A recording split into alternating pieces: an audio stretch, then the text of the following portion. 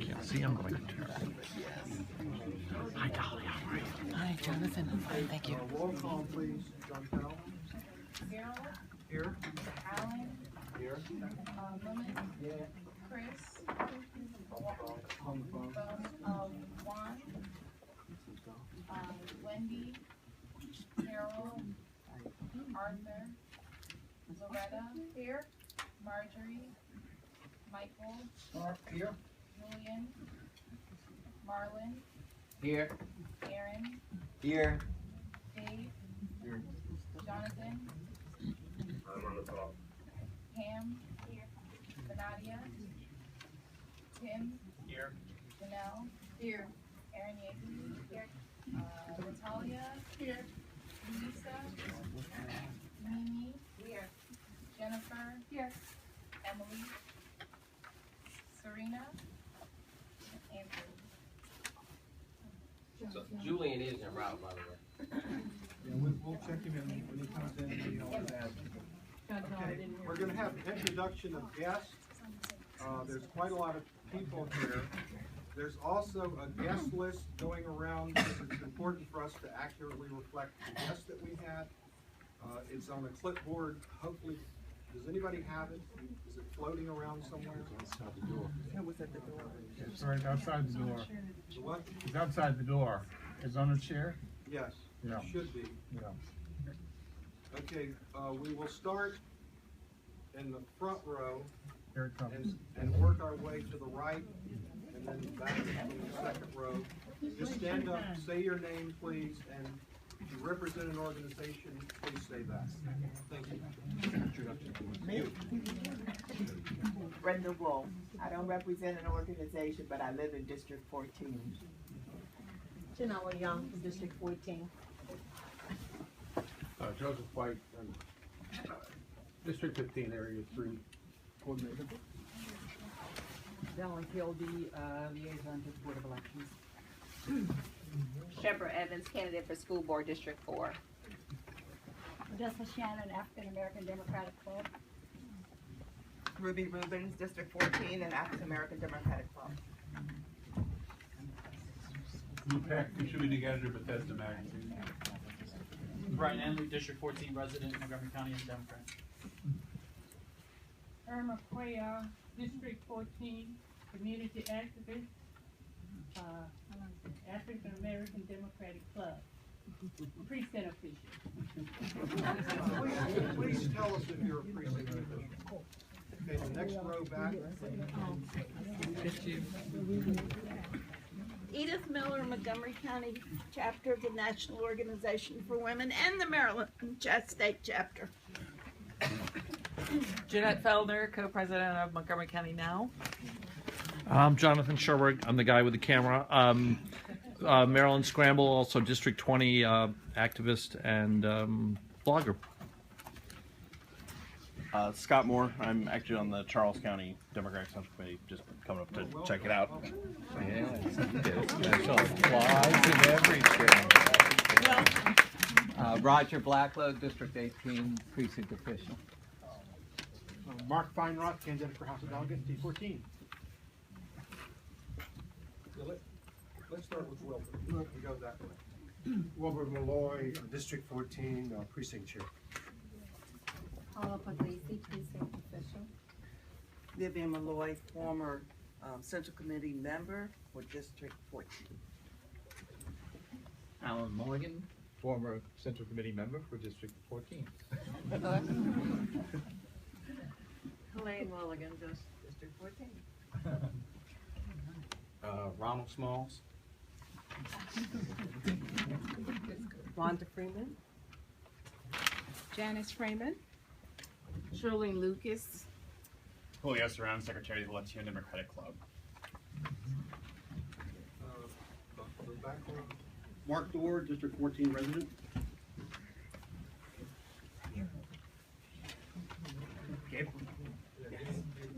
Introduce yourself. Gabriel, Vice President of the African American Democratic Club. Mark Corman, Delegate, District 16. Ann Kaiser, Delegate, District 14. Craig Zucker, Senator, District 14. Doug Terry, representing the Albany Reporter newspaper and website. Did I miss anybody here? Oh, sorry. Evening, Herman Taylor, candidate for the vacancy. Paul Vessel with the Charter Review Commission. Barbara Glaswell, individual, District 19. Okay, as people come in, we'll try to introduce them, but we may not until we have a break in the action. Although I will take Lori Anderson. She can introduce herself. Oh, good evening. Sorry I'm late. Lorianne Sales, President of the African American Democratic Club. And Sheree?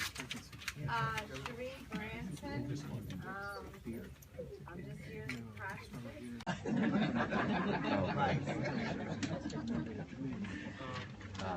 Okay, approval of the agenda. The agenda was sent out before the meeting. I got a few comments and made some changes. Are there any changes, revisions, or additions to the agenda from members? If not, we'll accept the agenda. Secretary's report, John. Can everybody speak up? We have people on the phone and we have a problem with that. We have a hard time hearing.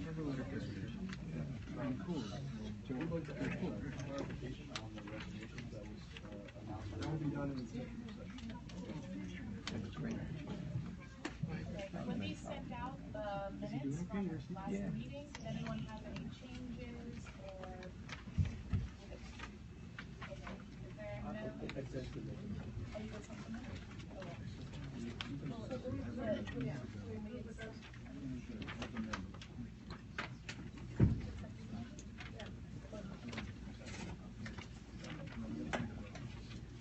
Okay, all those in favor of accepting the minutes as amended, say aye. Aye. Opposed, nay.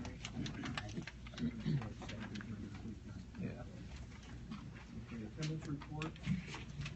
Okay, so the attendance report from last month, did anyone have any changes or notice that their name is? My name has been dropped. I don't know if the Williams reflected that. It wasn't personal. No, actually, Sometimes you copy from an old one. yeah, actually it wasn't dropped. It just never was input. We'll make sure that that's correct. Thank you.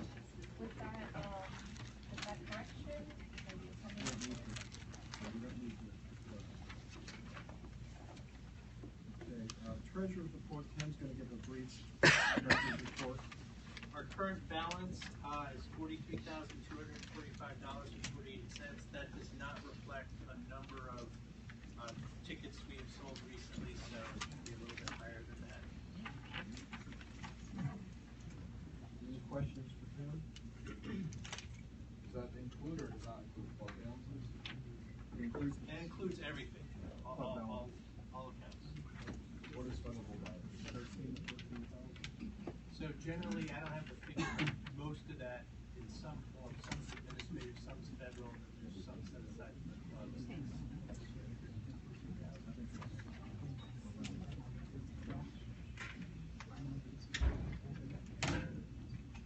Anything else? Okay, I guess we'll get to the election to fill delegate vacancy in District 14. Before we start, somewhere around the room there are these little half pages. I know the members should have them, there's stacks of them. I always start out an election by giving the state constitutional requirements that the Central Committee is required to use for the process for filling vacancies, either in the Central Committee, delegate, senator, and any other positions that we have in Montgomery County, or that affect Montgomery County. There are, in Article 3 of the state constitution, under legislative administration or legislative department, and there's a website I put on here if people want to look at all of it. It's pretty dry reading, but it's important. There are two articles. The one talks about how if a person resigns, moves up to a different position, or dies, the process the Central Committee must follow in order to fill the position. We have 30 days to fill the position from the day of resignation.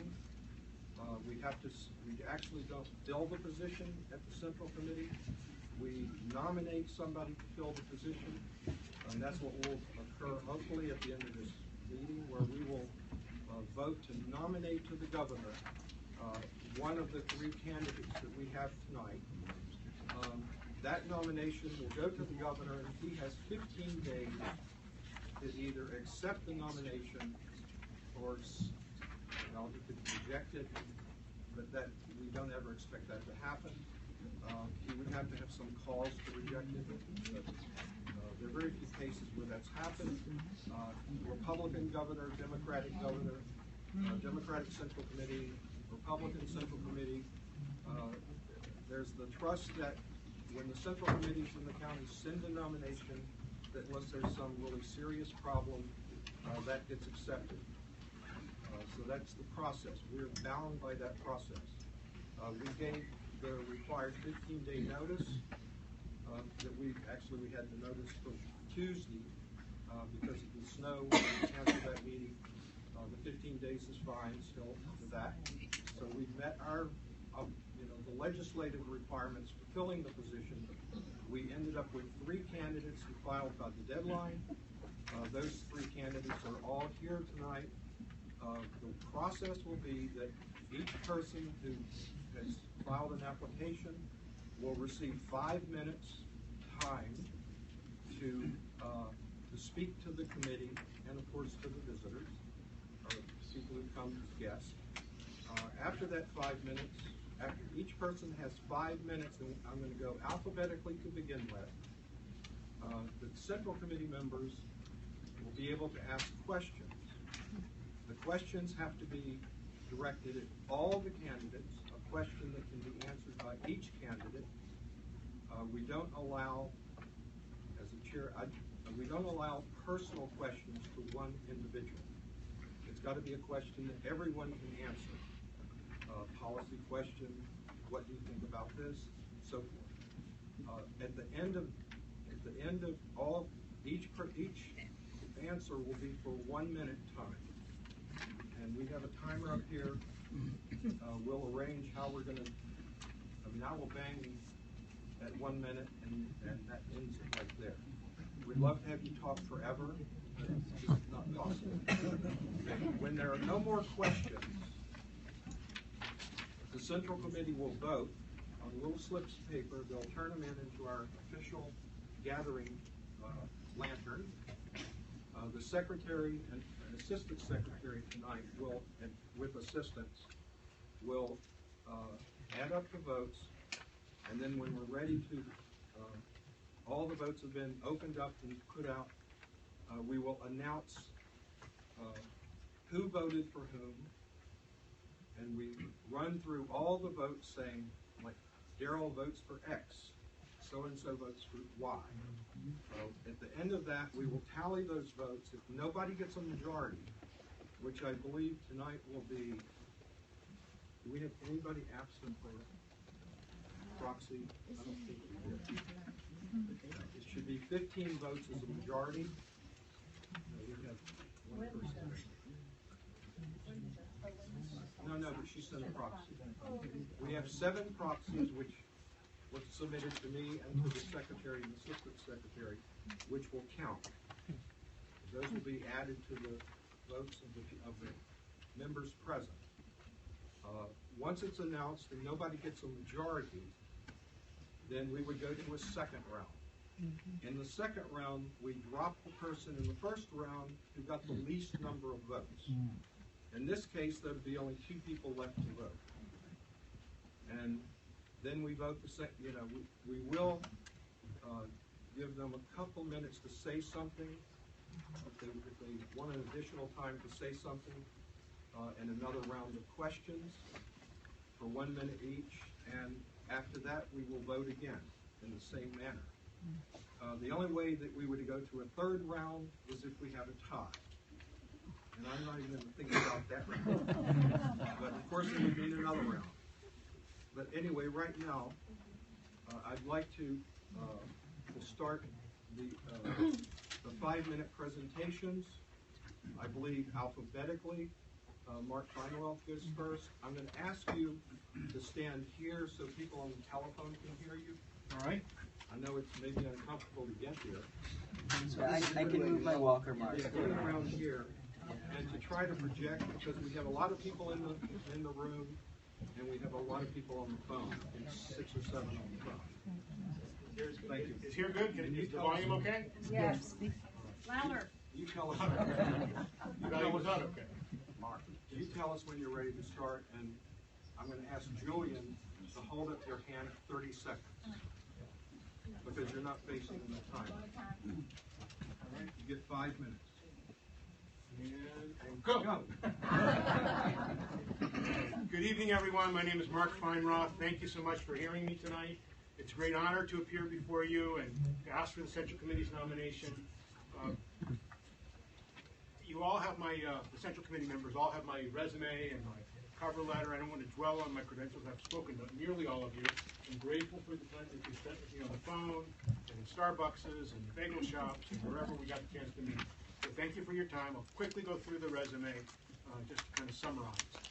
I'm the guy that came up through Montgomery County Public Schools, through the Montgomery County Young Democrats, spent a number of years on Capitol Hill with Congressman Michael Barnes from Montgomery County, went my way into law school and into Governor Glendenny's Department of Labor Licensing and Regulation, and now I'm an advocate on behalf of the Maryland Realtors for things like housing needs and for taxpayer concerns and for consumer interests.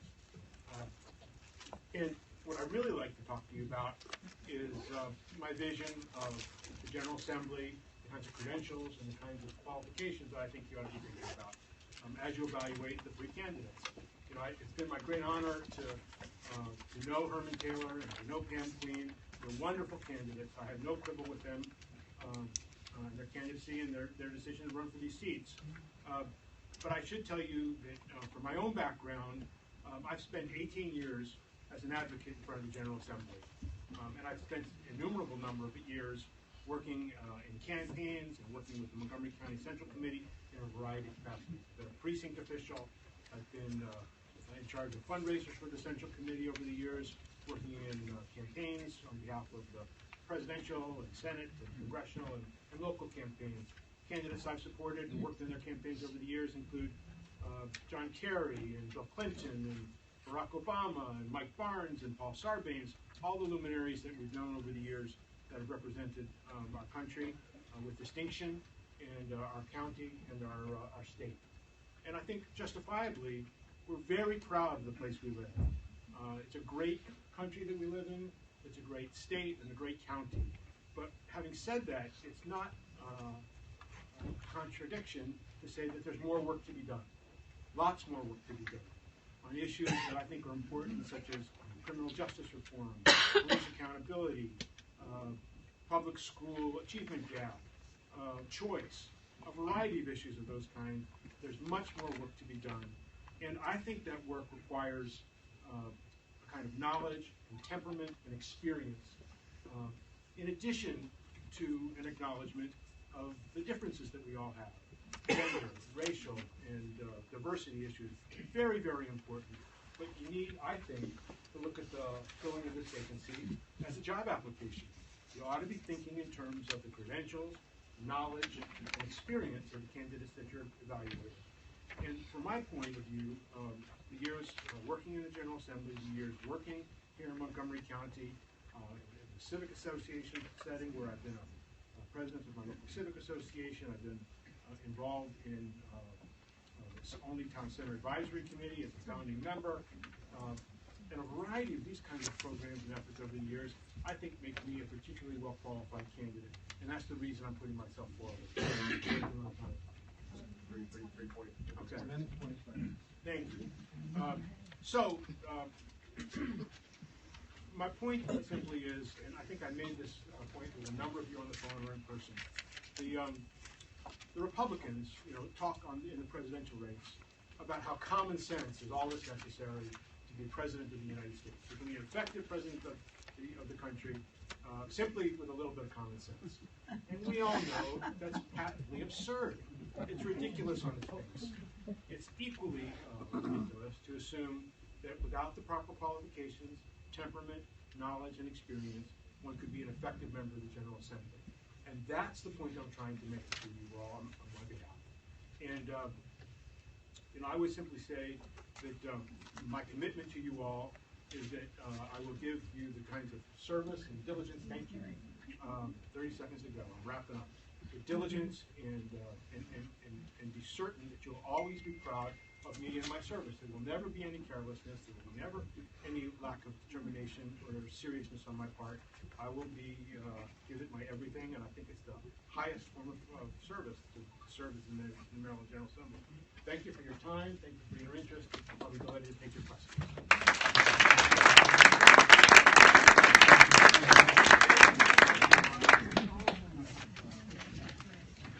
Next up is Anna Queen. Wow, I didn't know you had all that. Don't. It's all made up. Thank you, colleagues, for all you do for this county. Growing up with my grandparents after my mother died, they instilled in me a strong sense of perseverance, excellence, and community service. We have to be the change that we seek. As a first-generation college graduate, I am now a tenured professor at Morgan State University, where I teach in the School of Business. In Morgan, I serve on an advisory board where I meet with local legislators, community leaders, business people to spur economic development in Baltimore. I am a community organizer, a trusted advocate, and a team player who has strong community ties, but also many ties in Annapolis through my affiliation with Emerge, my sorority, which has 1 senator, 5 delegates, one of which is the current Legislative Black Caucus Chair, Morgan State University alumni, faculty, and many members of the Montgomery County delegation who have a vested interest in our success in Annapolis. I complement the District 14 team with my background and experience in economic development, STEM, higher ed, budgeting, and finance. And I'm ready to work with the delegation to enact legislation that closes the achievement gap, spurs economic development, and brings needed funding for construction for our schools.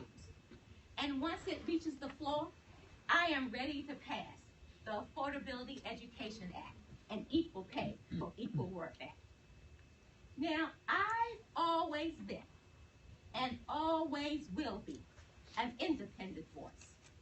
But in a time when we have a Republican governor vetoing progressive legislation, this is not the time for bickering. This is the time for party unity and a united team.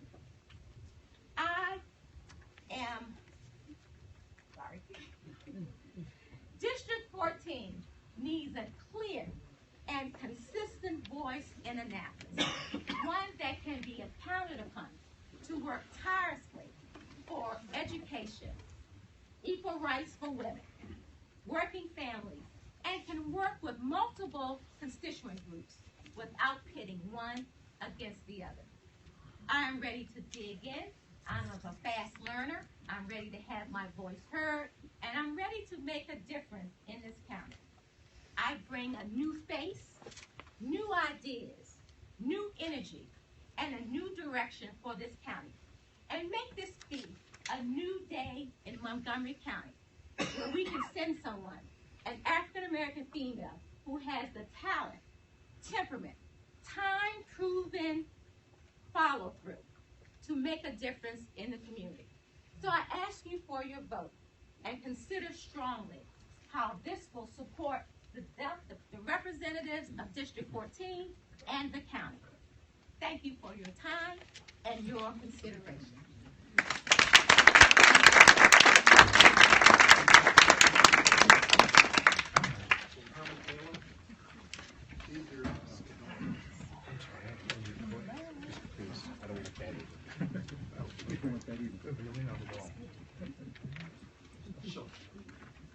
Well, good evening, everyone, Mr. Chairman and members of this committee. It's great to be back before you again to once again ask for your vote and your confidence to send me back to Annapolis. I just want to start, I know, again, we've heard a lot about each of the candidates, and I obviously want to congratulate Mark Feinroth and Pam Queen for stepping forward. We need people that can seek office and they're willing to put themselves forward. So I do congratulate my fellow residents of District 14 for stepping forward. This all started for me getting in politics a long time ago when I was a very young man. It wasn't the field trip to the state house that I had. It was a real trip. My mother brought me up to Annapolis to address the needs of individuals with disabilities. And I couldn't believe that she brought me straight to the State House to lobby and to rally Governor Mandela at the time for respite care funding. And it was that moment that changed my life forever, because I got to see that elected officials can be responsive to the needs of their communities and try to help people and make things better. I learned that what we desired for my sister who had special needs, her name was Tanya, the things we desired for her as a family only could be achieved when everyone has it, when it's a democratic process and everyone can achieve and have and live up to their true potential. I went on to actually start here after that. This building sent me in the 90s to run against a Republican member of the county council. That was in the mid-1990s. I didn't know why they wanted me to run, but I answered the call. It was the former chairman and current chairman of this body. And I stood up and I said, I'll take the person on because I believe in progressive values. I have fought all my life, along with my mother and her legacy in this county, for equal rights and the progressive values that mean so much to us as Democrats. I have done everything I could when I went to the Maryland House of Delegates, and I was sent to those same halls that I walked with my mother when she was holding my hand at 11 years old. And I fought for a living wage.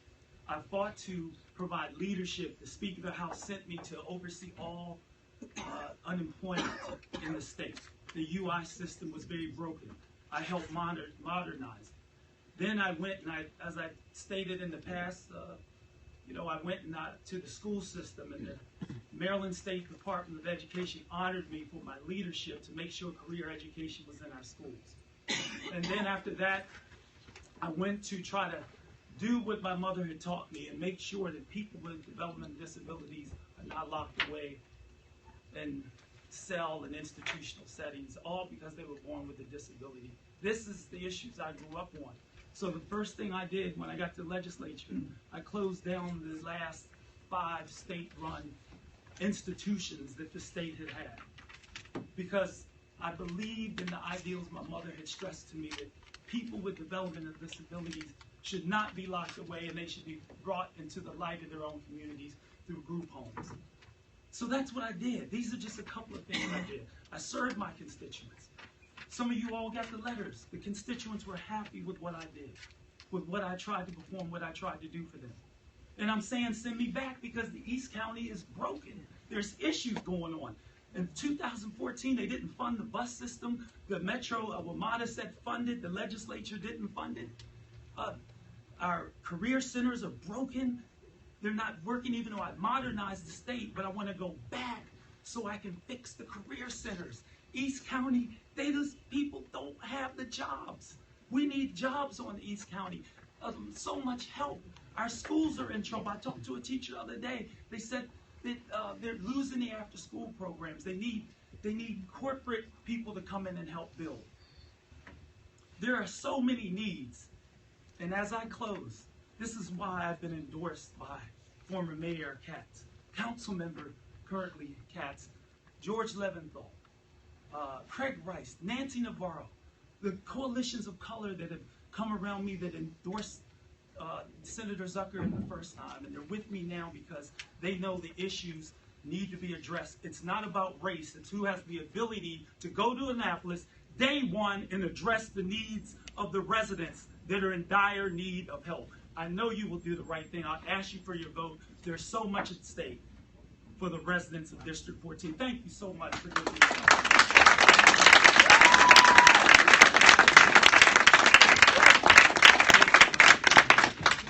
Okay, now we're going to have a question and answer session. I'm going to ask, and for this first question, I'm going to take the same alphabetical listing we started with. If we have a second question, I'll rotate everybody around until everybody gets to go first, and everybody gets to go last, and everybody gets to go in the middle. So the first question, and remember, we want these questions to be directed that will be answered by all the candidates. To respond, 1 minute. Is there a question? Loretta. Yes, I would like the candidates to address the community service that you have performed or been involved in District 14, please. And this would be marked as first. And you can stand where you are. You don't have to come up here, but please project.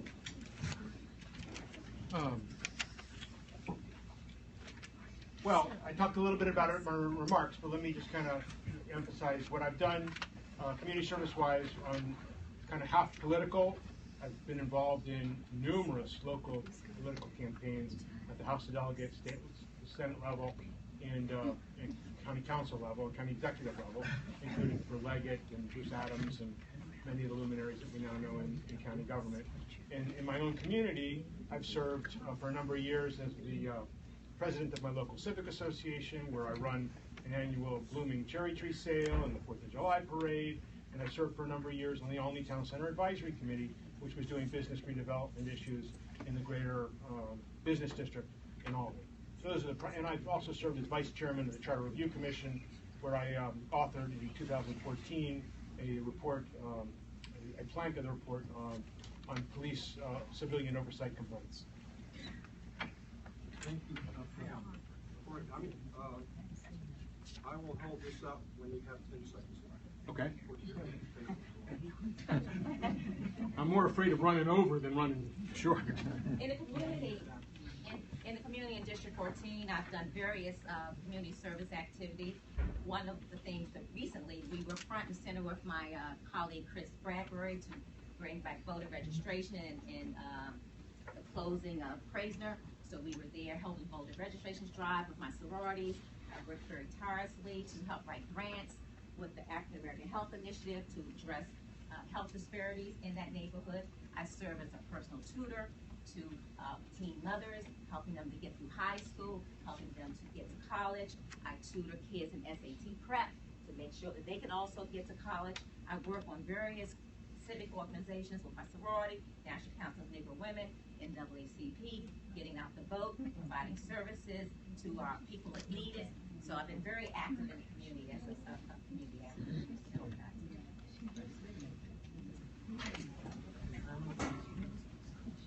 Thank you for the question. I've been involved in numerous things in the community, but one I want to bring to your attention because it's hurt me lately. There was a group home in the district called On Hattie's Place. It was celebrated all across the state. It was closed down. I was very involved with mentoring these young men. I spent the last Father's Day, I didn't know that would be my father's last year on this earth, but instead of spending it with him, I spent it with these boys. And now that home is closed down. The boys were evicted. It was in Albany, Maryland, Sandy Spring. And when I go back, if I'm fortunate enough to have your support, I want to open that group home. It's called Aunt Hattie's Place. And the state funded it. It was my work. I put the money in, and it's gone now. And it's very sad that we evicted young men. The biggest, is that 30 seconds? 10 seconds. The biggest homeless population we have are our children. Thank you. Okay, another question from Central Committee member. They'll do Harold and then Linda next. Hot button issue in a particular legislature. I don't want anybody to skirt around it directly. What is your position on abortion right to life, marriage, same-sex marriage, those kinds of issues. I want to know, because we've had them bounce back at us in recent years. We want to know what we're sending to the legislature. Okay, Pam will go first this time, and then Carmen, and then Mark. Pam. I'm 100% a pro-life, pro-choice.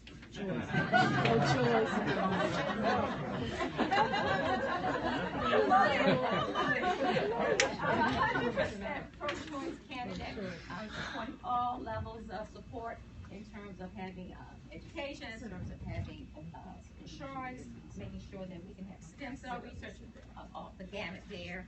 I have also been an advocate for same-sex marriage, was out there advocating for that when we had that last step on the ballot question.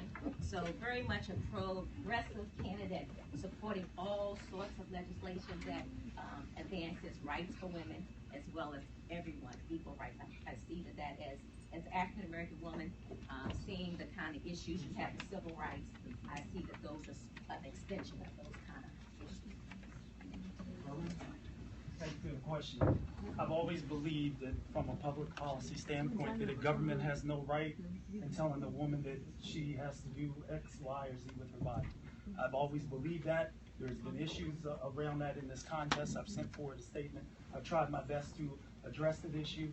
I show folks how I've been a member of NARAL. I've supported fundraisers. And in terms of the other question on same-sex marriage, I've supported, when I was in the legislature many years ago, I supported benefits for individuals who, who were partners. I've been supportive of governmental benefits for that, and I'm on record for that. The issue, a vote did not come up in the legislature while I was there. If I had been there, I would have put a forward vote on marriage equality. Okay, Mark? Harold, can you repeat the question? I had trouble hearing. I'm sorry. Was there three issues? The question dealt with your position on same-sex marriage choice as opposed to Right. and Was there a third? I thought I heard a third issue, but I couldn't quite hear what you abortion. Abortion. Well, I'm a strong advocate for choice. Always been a strong advocate for choice. One of the members of the Central Committee called out to me that Maryland's ranking on choice issues has fallen off in the last year. It's an issue of public financing for women to exercise their choice. I support public financing. I support stem cell research, and I am also very supportive of same-sex marriage.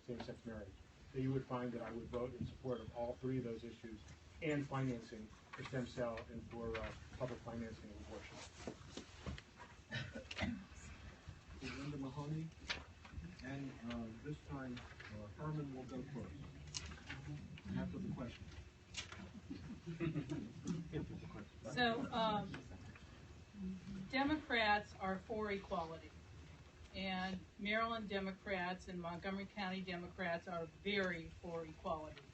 Has there ever been a time when your actions could have been perceived to not support absolute equality for everybody? LGBT people, brown people, white people, purple people, whatever. Thank you for the question. My service in Annapolis for 8 years, 2 terms, speaking directly to that question, I was very proud to make Maryland the first in the nation with a policy for non-discrimination to protect the civil rights of all people regardless of race, creed, or color. That is my record. That's what I've championed. That's how I grew up, as I stated, with a sister with disability. That is who I am. Thank you. Margaret, second.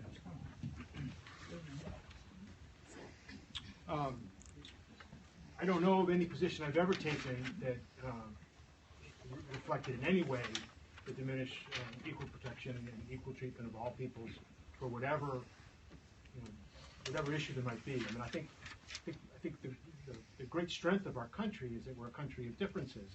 And we respect these differences. That's one of the fundamental principles that our country was founded on.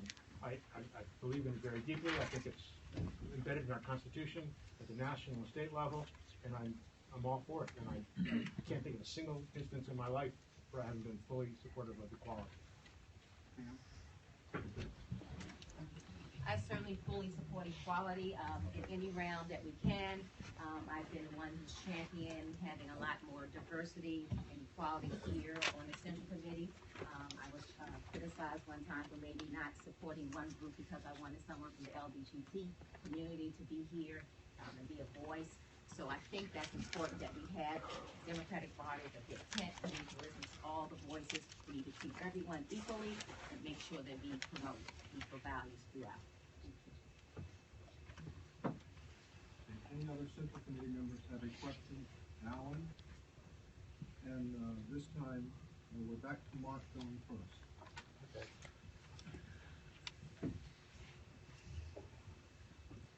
There was an issue on a blog about whether one of the candidates is qualified and eligible to run. Are all three of you eligible to run and serve as delegate, having been a resident for at least 6 months prior to this date in District Alan, I went through the qualification process in this paper. I would rather not have that question. Okay. Do you have another question?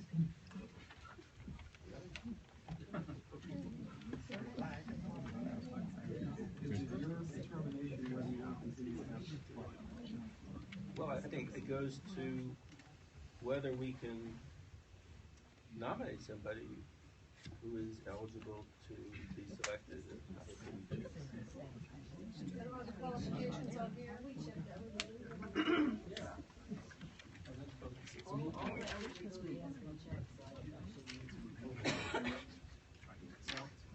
you just want to answer yes or no? Mark, you're first. Yes, I'm qualified to come. I've lived in Albany for 12 years in District 14 and voted every year at Cashel Elementary School.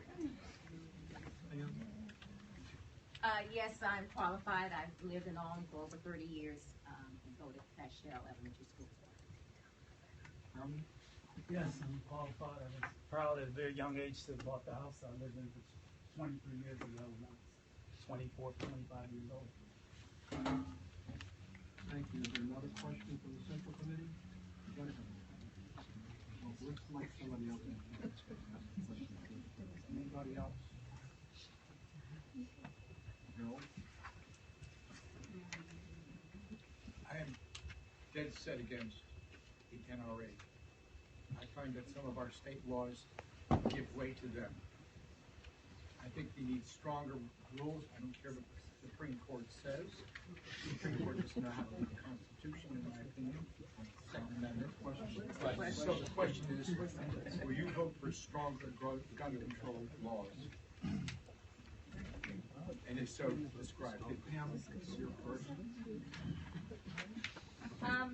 That's a very interesting issue, and I have thought about that a lot.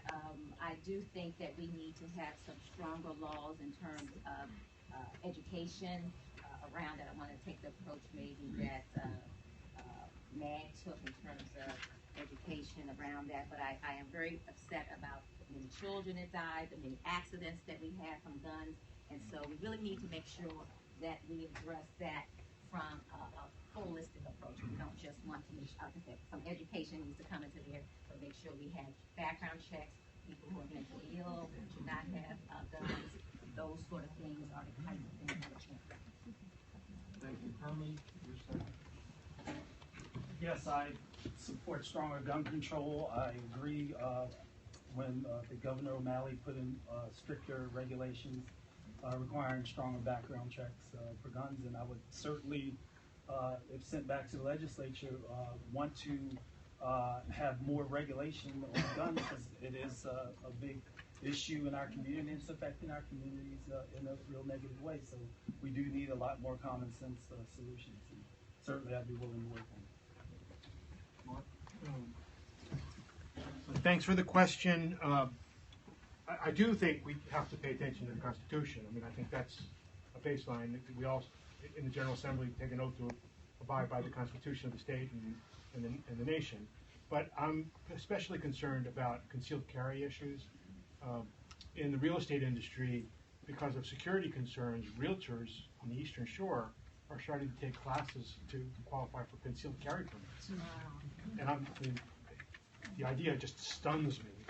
But that's a symptom of the time. I think we need to do something more about tightening up on concealed carry. The idea that people are walking around Greenbelt or Rockville or any place that we happen to be on a regular basis and have a permit to carry a handgun just stuns me. I think we need to do better on concealed carry. Thank you. I want to ask if anybody on the phone has a question, and I'll transmit that to the crowd if they can hear you. Anybody have a question on the phone?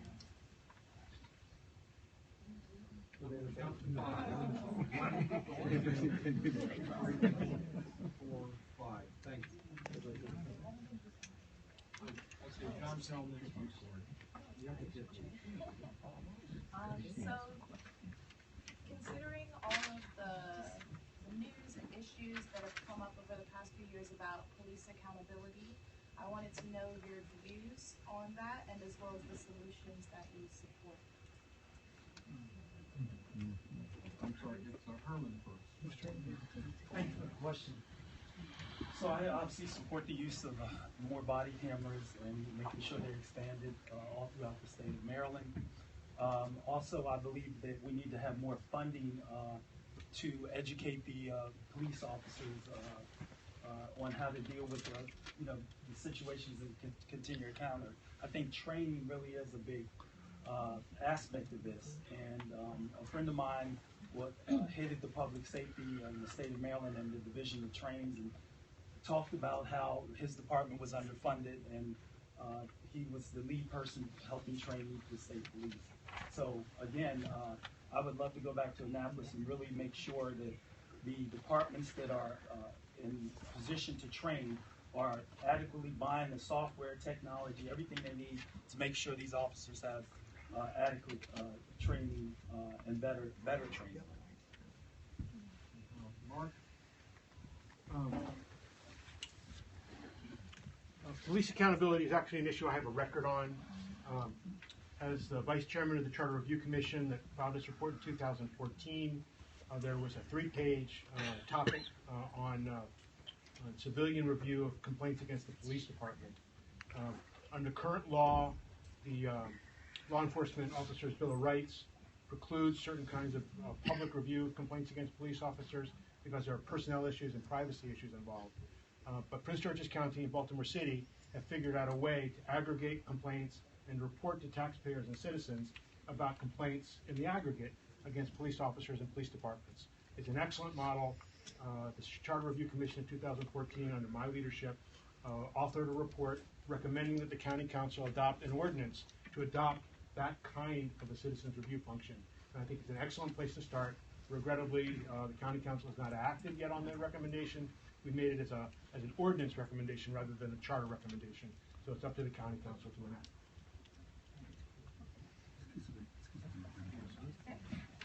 I agree. I'd like to see some legislation to make sure we look at the police accountability in terms of, I do agree with police cameras as part of it. We need to look at disclosure, being able to see the reports coming against police, as Mark mentioned.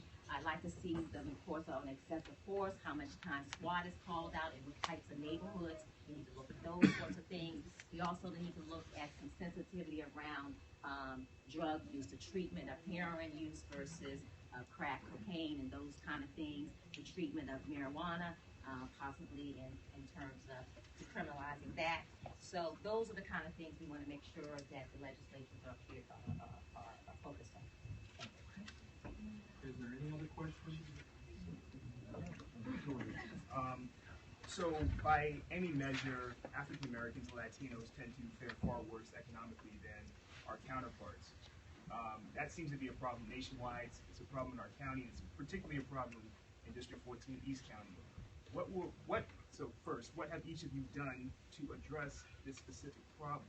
And what would you do in your capacity as delegate to continue to address the problem, assuming that you have done anything to begin with?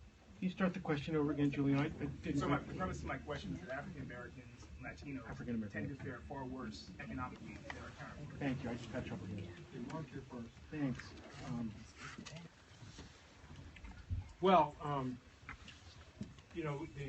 The issue is in stark display at the remarks given by the president of the teachers union at the State of Black Montgomery this past Saturday, and the achievement gap was just stunning on the standardized tests. And he distributed the test, and it was just astonishing how big the achievement gap is. I think what we've got to do across the county and across the state, not just in East County, but everywhere, is smaller class sizes, better training for teachers, and a better ability to identify children for enrichment programs that they really need to just simply catch up to their peers and be on grade level. The school system does a pretty good job for kids that are very seriously behind and also discipline problems, but they don't do a good job, I think, identifying kids for special enhanced educational opportunities when they really need to catch up and get to the level of the grade level that's appropriate. Area of economic development, I have some experience with that in work that I'm doing with Baltimore City in terms of helping to revitalize those communities. Economic development is more than just building a new store. You have to make sure you have infrastructure there so people come to work.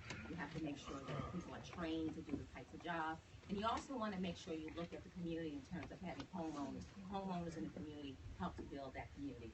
So those are the kind of things that I would look at. I work right now with the Maryland Department of Business and Economic Development, where I mentor very small businesses, minority businesses, to help them get grants, show them how to write business plans, help them to be able to function and continue and be sustainable in their businesses. So I can continue to provide that. We probably need an incubator in the East County area to help these businesses to get started, to help them get going forward.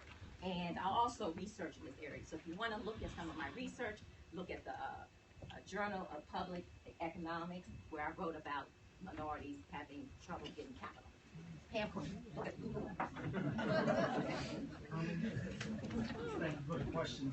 So, yes, there is a lot of issues going on in this county. I've talked about the Perconti project. It would be important. It would bring jobs to the county. That would be incredible, but we need leadership with that developer to finish developing that. Also, since I've been out of office, I've stayed engaged. I've remained engaged.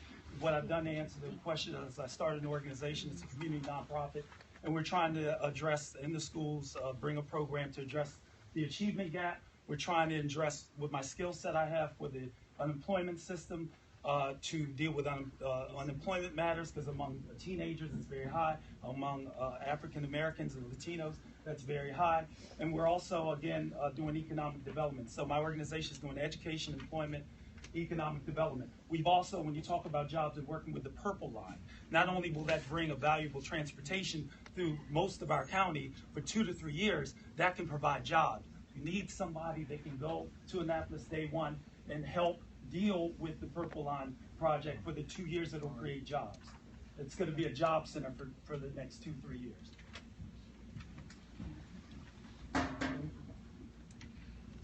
The National Women's Law Center and other leading think tanks recognize that access to choice is an important part of the economic health for women, economic security for women and families.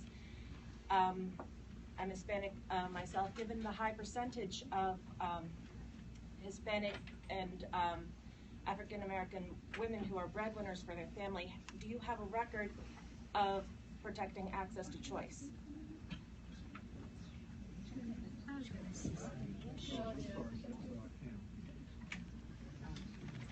I fully support access to choice, specifically for African American women or low-income women. I can tell you from a personal experience, when I was 19 and in college, I wanted to get birth control pills, and I went to a pharmacist, and they didn't want to fill the prescription. I had to go to 3 pharmacists to get the prescription filled. If I had had a child at 19, I would have not finished college. I wouldn't be a PhD professor. I would never married a man that was a college college degree person in my household would be very different. So I know the direct impact of not having choice, especially as a low-income woman. Herman? Thank you for the question. Once again, I have tried to always stand with the women's right to choose. I've also, when you talk about low-income women, as a program that I created, it's a prenatal program because the state of Maryland ranks almost to the level of a third world country with poor women not having proper access to folic acid and other supplements. And I created a program to distribute the needed supplements for free through the WIC program, and I was very proud of that legislation. The Baltimore Sun did an editorial on that legislation while I served in Annapolis.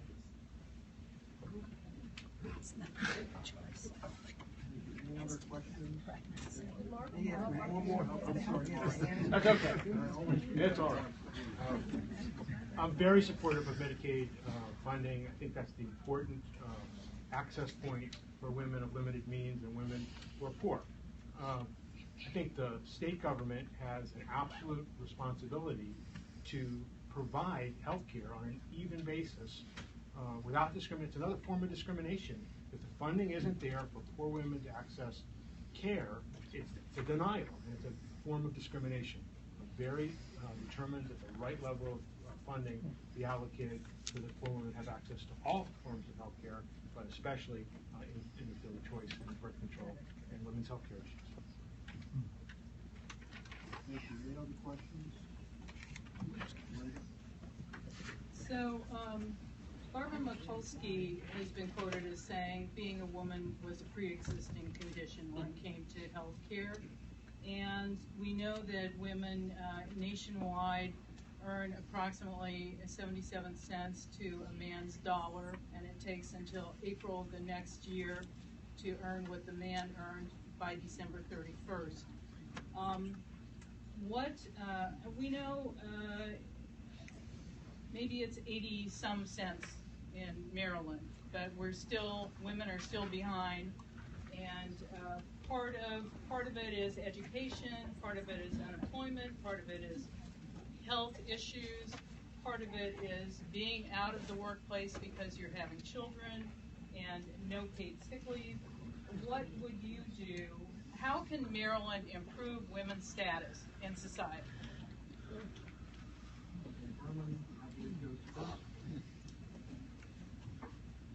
I've been a leader on the issue in the county for this program that's called Minority Female Disabled Program. And of course, I love it because it addresses the minority, which I am, female, and the disabled community that I spoke about earlier. And women need to be allowed to make sure that they're getting the right opportunity to open a business and to get a contract from the state, Montgomery County. I've continued to try to open access to that, especially when you look at people that are unemployed. A lot of times, if they're out of the employment arena long enough, they're going to try to open up a small home-based business.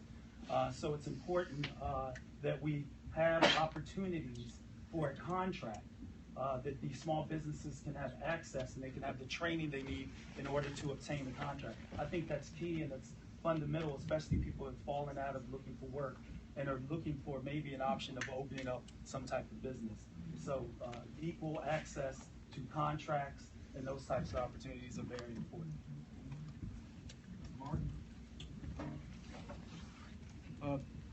There are two very important bills pending in this General Assembly right now. The member that you appoint and nominate will be voting on bills this session on paid sick leave, mandatory paid sick leave for employers, and on a banking program, an optional banking program for employees to be able to set aside their own money, tax-free, for family leave purposes. Two very critical bills pending in the House of Delegates right this minute. I support them both. As Mark mentioned, there are two important legislation there, equal pay for equal work, working families in Maryland that'll address your question. There also is a bill from Senator Kelly that talks about universal contraception that will allow for contraception without any copay. We'll also need to look at some legislation that's being talked talked about that talks about retirement. And we need to look at that from a woman's standpoint, because when women make less than men and they live longer, their retirement is not there long enough to sustain them. And that causes women to be in poverty in their later years. So that is the legislation that needs to be done. If it's not done, I will get it done.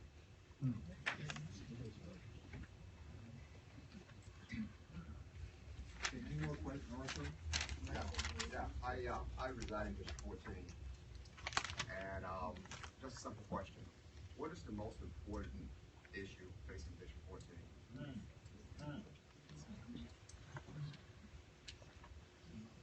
That would be Mark next.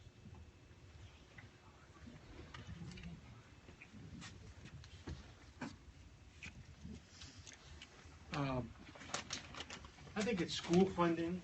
I think the controversy with the governor over school funding is one of the key things that's facing District 14 generally and Montgomery County specifically. I think it's very important to the future of our next generation that the public schools have the kind of operational budget that they can make classes smaller, reduce the achievement gap, solve that problem eventually. I think the achievement gap is the critical thing for District 14, and I think it's all about spending more money and getting the governor on board to fund classrooms in a more appropriate way so that we can get the right training and get students performing so that they can have a better future and raise their own lives and improve their own lives and strengthen the economy generally for all of us. Okay. I would list that the issues we need to be concerned about is the economic development in Burtonsville and the White Oak area. We need to be concerned about funding for school construction in those schools, especially in those areas. And I would like to see us address the achievement gap with getting more diversity in our schools, making sure we have teachers who understand our students and deal with the cultures that we have in the area. I think those three things, if they're done, will do a lot.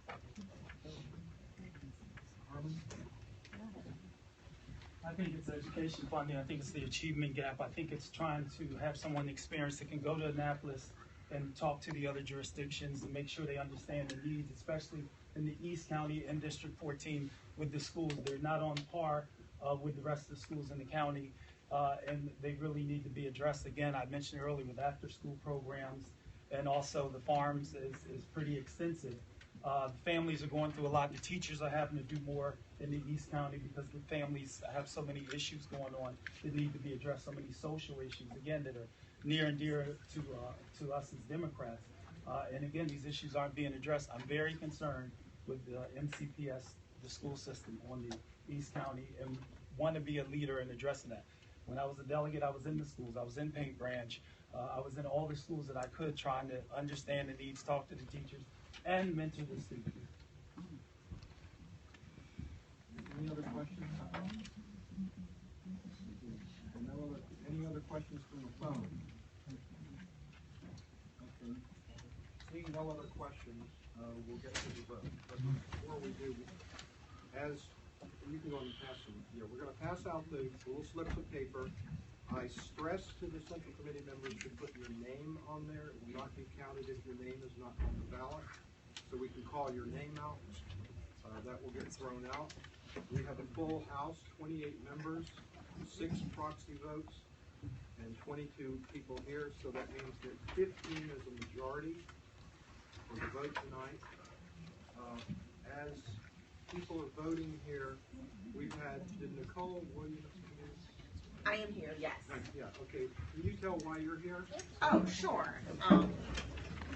Didn't want to interrupt the process. Good evening, everyone. My name is Nicole Williams. I am a member of the Prince George's County Democratic Central Committee, and just wanted to stop by. I know you guys have a lot going on this evening, so I will try not to talk long. But I am submitting my name for consideration to serve as one of the DNC representatives for the Maryland Democratic Party. It is a 4-year term that will commence after the convention in 2016. A little bit about me, just as way of background. I'm currently the first vice chair of the Central Committee, in Prince George's County, and like my predecessors who have all served on the Central Committee, have extensive experience on a local level as well as the state and national level. Have run, volunteered on a number of campaigns, door knock canvas, just like you all have.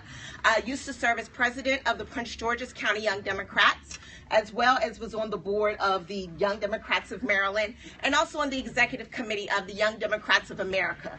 In addition, Susie Turnbull wrote my letter of recommendation to serve on the DNC Youth Council, which I served on for 3 years, and have extensive experience on the DNC as well in that capacity. And so I want to take the combination of my experiences over the years and utilize that to be your voice on a national level, to advocate for the values that we hold near and dear to our hearts as Democrats here in the state of Maryland, and especially for young people and minorities and for women. I also served on the NARAL board for 4 years as well, and was chair for 2 years of the C3 board for NARAL Pro-Choice Maryland. Ran for the House of Delegates in 2010, and though I wasn't successful, it was a very, very rewarding experience. Had a lot of support from a lot of numerous labor organizations throughout the state of Maryland, and so will definitely be a strong advocate for working people here in Maryland as well.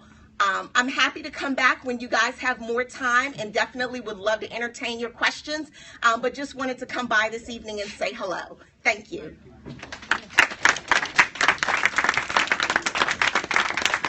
I also see we had some other people. Back here, if you have not introduced yourself as a visitor, make sure you sign the visitor sheet back there, and I'm going to make you say who you are. And if you're a precinct person, tell us who you are. My name is Debbie Spielberg.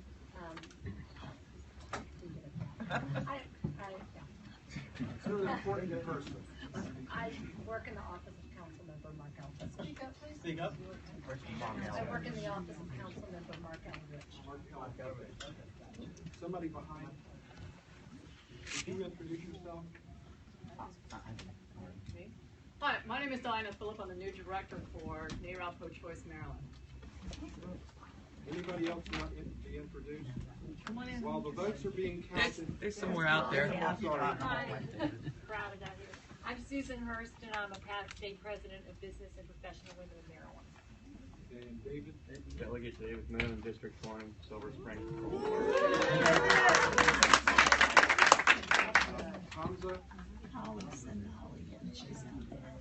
I'm Hamza. You need to introduce yourself. Hamza Khan. Hamza. Come on.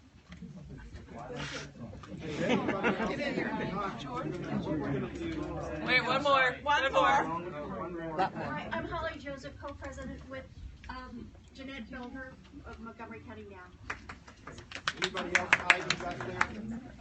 If not, There's another one. That's it. while we're taking the vote. There's one more person. Who? Jordan Cooper, I'm an area coordinator. District 18. 16. Sorry. Okay, I'm going to have Aaron Kaufman give the issues committee report while we're counting votes up here, so that we don't waste time.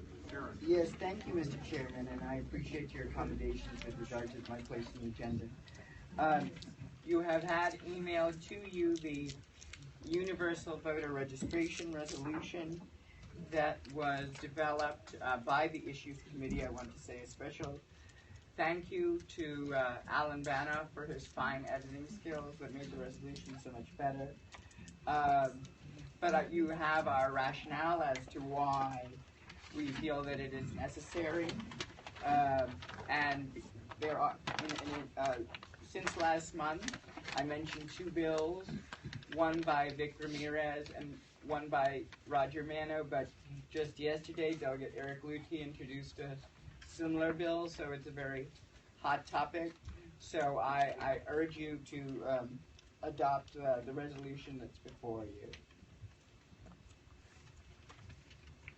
I move that we adopt the registration. Any discussion? I want to say that we were given this a couple of weeks ago when we looked it over. So is there any discussion? If not, all those in favor of the resolution Kaufman. For the Issues Committee, say aye. Aye. All those opposed? All those abstaining? Thank you. It passes. Please make note, and we will make note in the secretary report. They still need more time. I'm going to ask Dolly Kilby, our Board of Elections liaison, to give her report. Yes, Mr. Chair, and it's very brief, but I thought it was important to mention to you all, since you showed such strong support for early voting, that passed and spread around on some other issues. Since the last election, we've been working to get one of the precincts out of Shady Grove Conference Center for many reasons, and sort of got pushed back by staff of the Board of Elections. They weren't very enthusiastic about it. So we went ahead and we even found another polling place for that precinct. And when they came out with their recommendation, it was to put another precinct at that polling place. And when Darrell testified at the Board of Elections meeting on the early voting, he also gave them a statement from you all strongly supporting the proposal that we had. It was supposed to be on the agenda that afternoon, and because of the early voting, the meeting went long, so they postponed it to the next meeting. And for the next meeting, with no explanation whatsoever, they changed their recommendation to what we asked for, and now that site, that the polling place, the precinct that was at Shady Grove, will now be at the Temple Beth Ami. There is still one little precinct at Shady Grove, but the other one that really wanted out because they have been bounced around all over there. Thank you, Dolly. Is that in District 17? No. Oh, it's in 15. Which precinct? Which precinct? It must be 15. It's at the end of Shady Grove Road. What precinct number? 614. 614 and 435. Thank you, Dolly.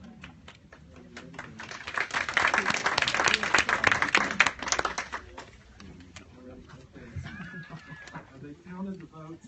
Our Assistant Secretary, John Green, will announce the total, and will read out the votes of the central. Oh, that's fine. She needs to record the votes, and Arthur Edmonds, the Vice Chair, will read the votes. I'll stand up so I can project here.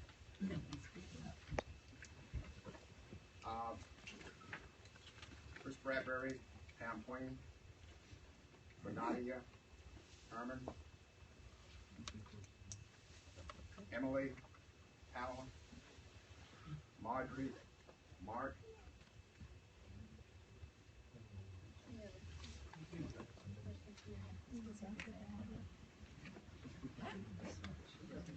I'm going to start over. He's suggesting that I say the full name of the central committee member. I think people know if we say Pam, Herman, or Mark. Right. Chris Bradbury, Pam, Nadia Vaughn, Herman Taylor, Emily Shetty, Pam, Marjorie Goldman, Mark, Jonathan Couto, Pam, Wendy Cohen, Pam, Dartel Green, Mark, Aaron Kaufman, Pam, Jennifer Hosey, Pam, Alan Banoff, Pam, Darrell Anderson, Pam, Arthur Edmund Herman, Eric Yeagley, Pam, Natalie Farrar, Pam,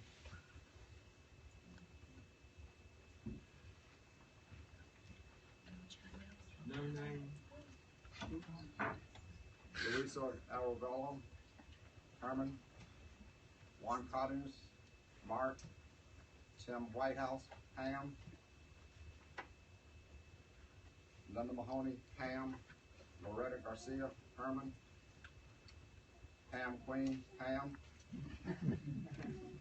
Micah Gruenberg, Herman, Harold Diamond, Mark, Mimi, Pam, Julian Hafner, Herman, David Coons, Pam, Mama Barney, Pam, and Martin Jenkins, Pam. I think it's 17. Are Mark with 4 votes, Herman with 6, and Pam with 17 votes. It would have been 18, but the missing name. There's 17, and that means that she gains a majority and will be our nominee.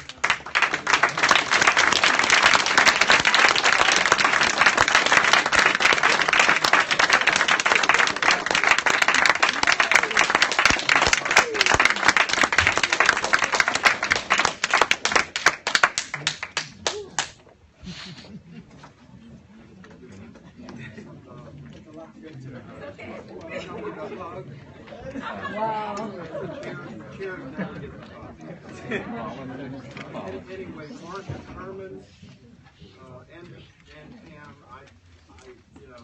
these kinds of things, I've been through a lot of these myself in my 11 years on the committee. They're always stressful for everybody. One thing what always I hope happened in the past and happens now, we're all Democrats, we're all pulling in the same direction.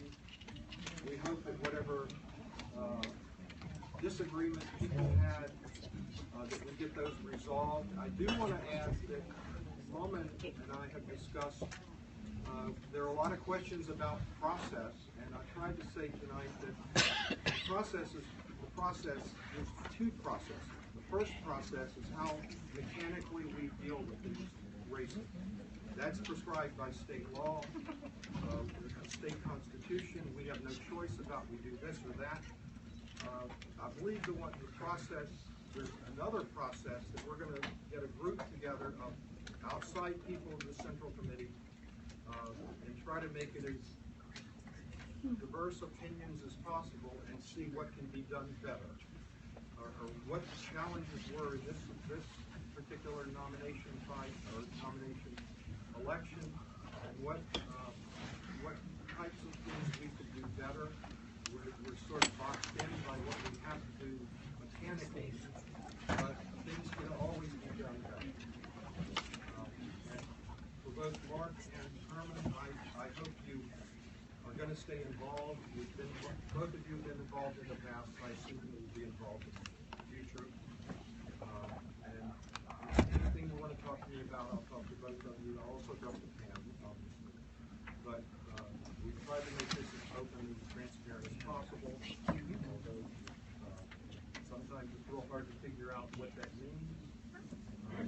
The mechanics were operating the way they should. I wanted a round of applause for Herman.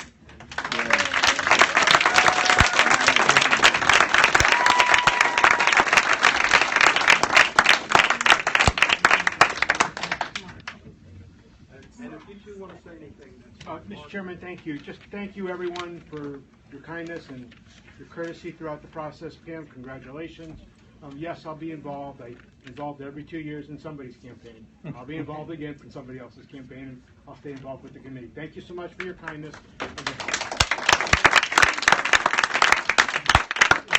Thank you, Mr. Chairman. Pam, congratulations. Great victory. And yeah, I mean, I've been involved for 3 decades. You're going to see a lot more of me. I'm not going anywhere. I'm going to keep going. And, thank you all. It's been great. I've met people I didn't know before. And I think, I'm going to have a good relationship with some of the members that I've bonded with. So it's been a great experience. That's always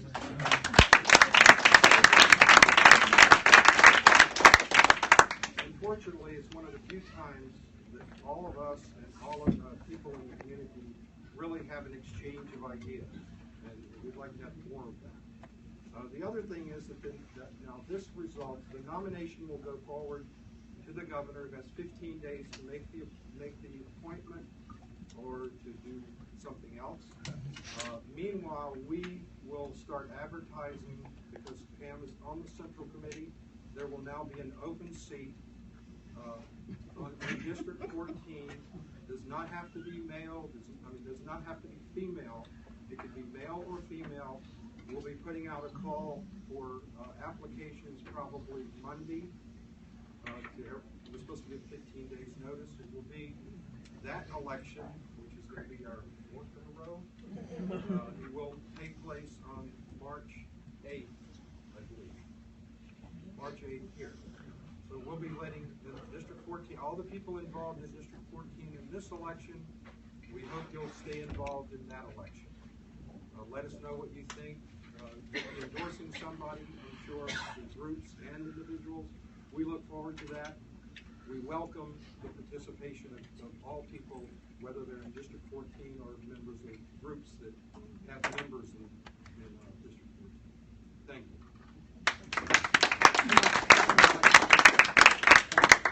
I just want to say thank you, Mark and Herman. Thank you very much for your involvement, and hopefully we will still be in contact. I want to thank all the members of the Central Committee, because I know this was hard work for you all to make this happen. You had a lot of phone calls, a lot of people, a lot of things that you had to look through.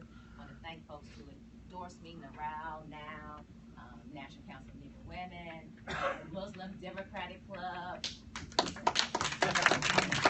and everyone else. Thanks for everything. Now we need to get on to our meeting, I believe. Everybody's welcome to stay. This is what I call the most exciting part of the meeting.